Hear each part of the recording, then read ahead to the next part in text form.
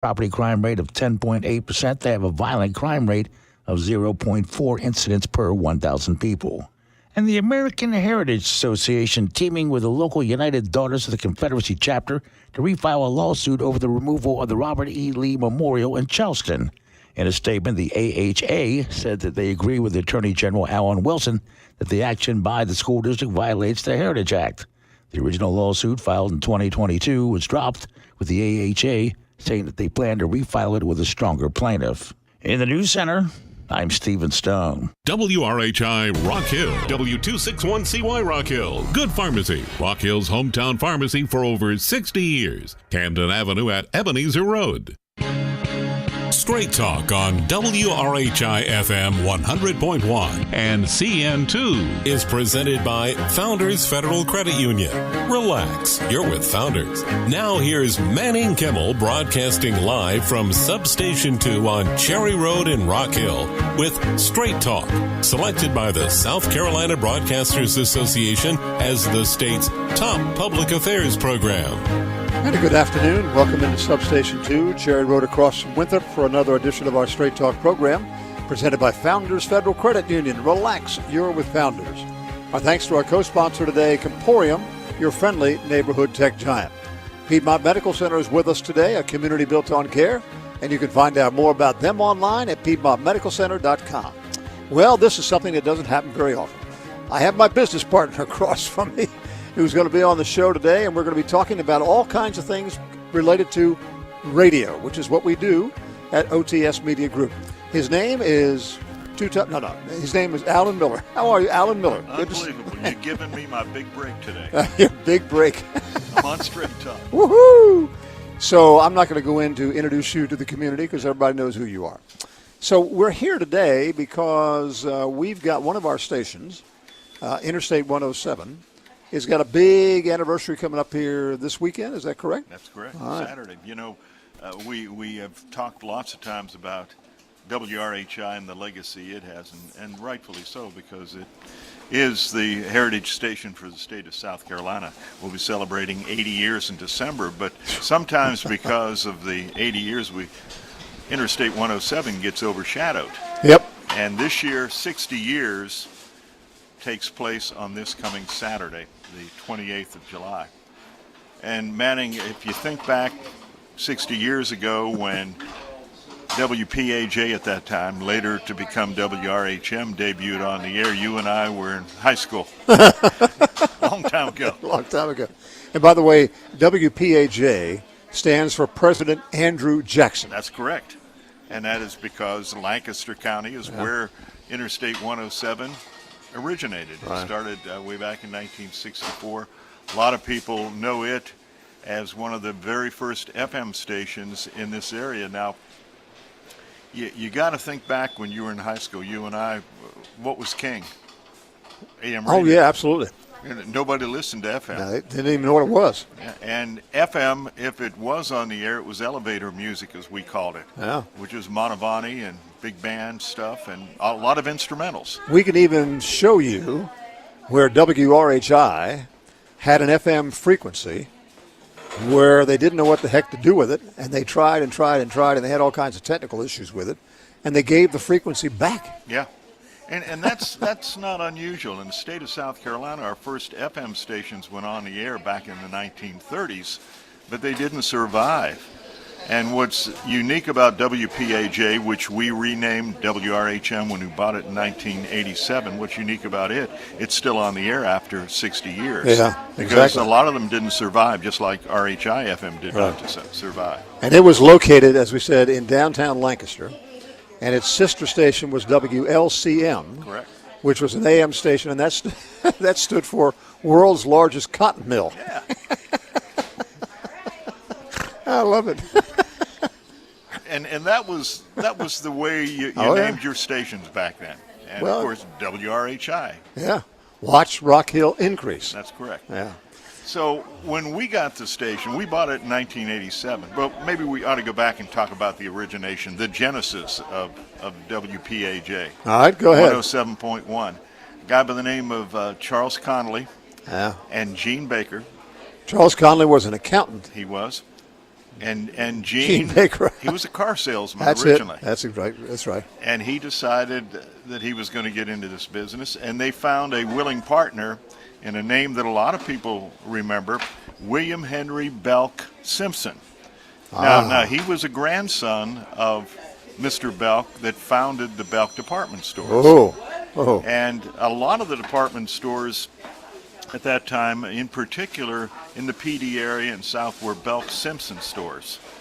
Because his daughter, Mr. Belk, who bought it, his daughter married a Simpson, and this gentleman was a son of them. So we have some lineage there that goes back to the Belk family. He was a private investor into the company, Royal Broadcasting, back in 1964. They put the station on the air as a companion station to the AM station. The AM station did very well, and it did well enough to take care of the what FM became station. Interstate. That's right.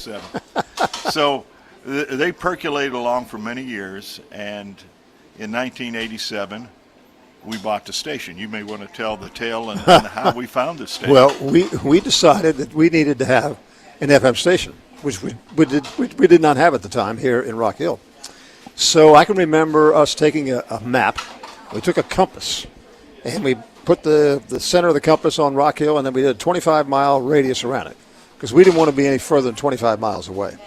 And there were a few stations within that radius, and we picked up the phone and called them. And I'll never forget finally getting to talk to, I guess it was Gene Baker, the car salesman. And I introduced myself, and I said, "Are you interested in selling?" And he said, "Yes." Yeah. And I about fell off the phone. Yeah, surprised. And Heath Newman, who was a member of the staff at that time, I believe he was our first contact down there, and he gave us Gene Baker's name. He said, "Yeah, this guy will probably be interested."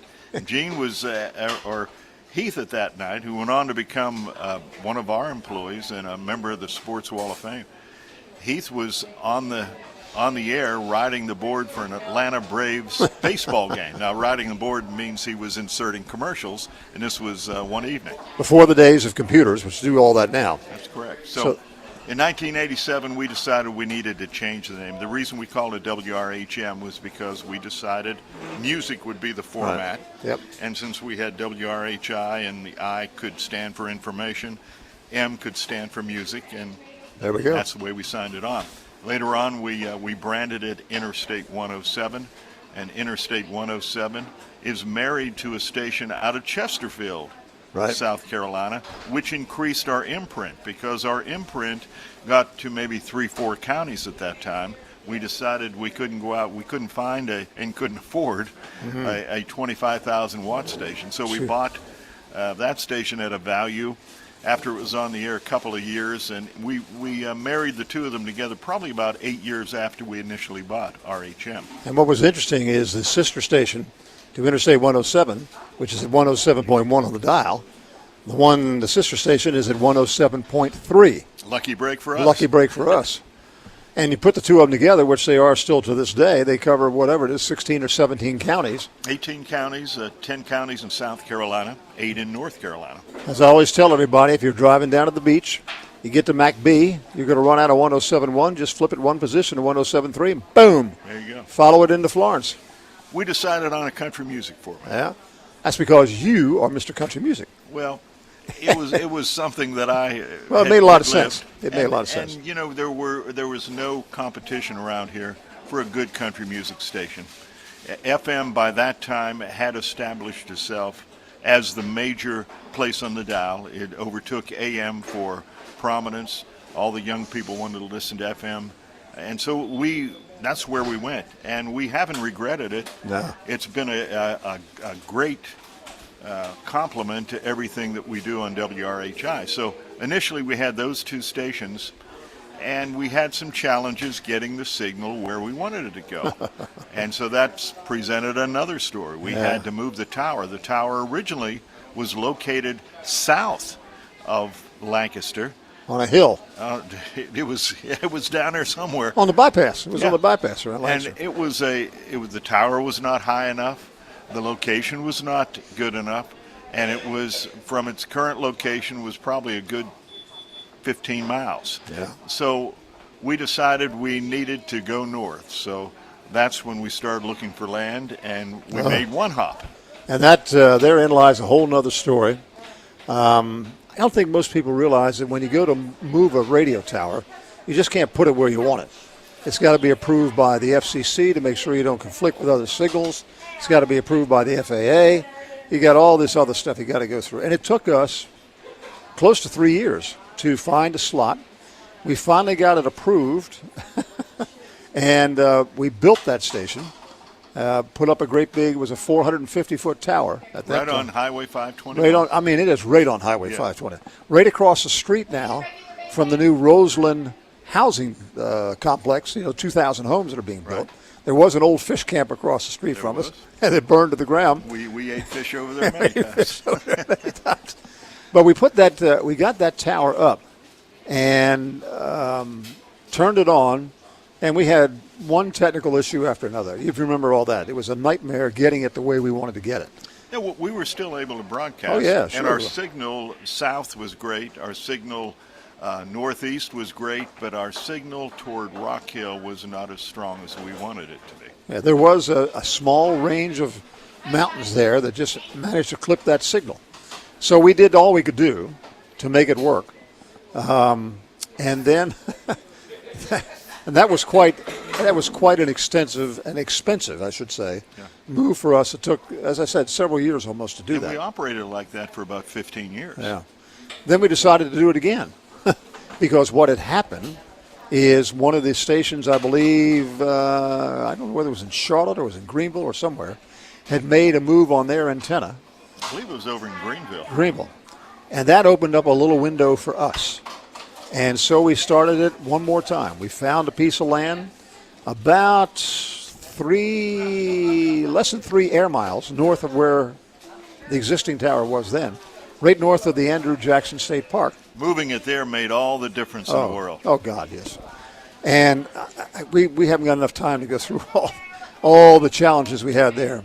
But I will give kudos to Reinhardt Realty because they were working with us on trying to find a piece of land. We found a piece of land, negotiated the price on the project with the full understanding that it would take us about a year to get approval from the FAA and the FCC.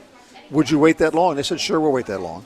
Well, during that 12-month waiting period, the price of land in Lancaster County was going up and up and up and up and up because of what was going on in Indian Land. And so when we got the approval, the landowner at that time decided he wanted a lot more money from us than over and above what we negotiated.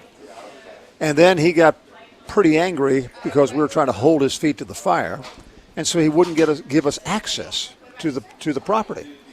So we finally got him to be more reasonable on the increased price. We paid more than we thought we were going to, but we didn't have access. And Reinhardt Realty, who had worked with us, the realtor of that name, a young lady whose name escapes me, she found an adjacent landowner who was willing to give us access across their property. So we built a road. So we built a damn road. Never did that before. That's about a mile. I don't know. But we built a road back to the tower site. We found a wonderful guy by the name of Mark Lale who granted us the easement. We paid him for that. And we were able to get access to the property. And there we go.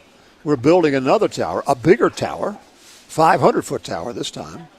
I remember Billy Howell was the guy who built it for us. Billy, still around, does a lot of tree cutting. But this guy had to actually fill in gorges, and we had to pack it down. And then probably the first 5 years, it washed out several times. And, we did our best, and we were eventually able to get all the equipment back there. Yeah. And these towers aren't small, no. And they're heavy. Well, it has a 48-inch face on each side, 3 sides of the tower, 48 inches wide, and the tower's 500 feet tall. And I know we went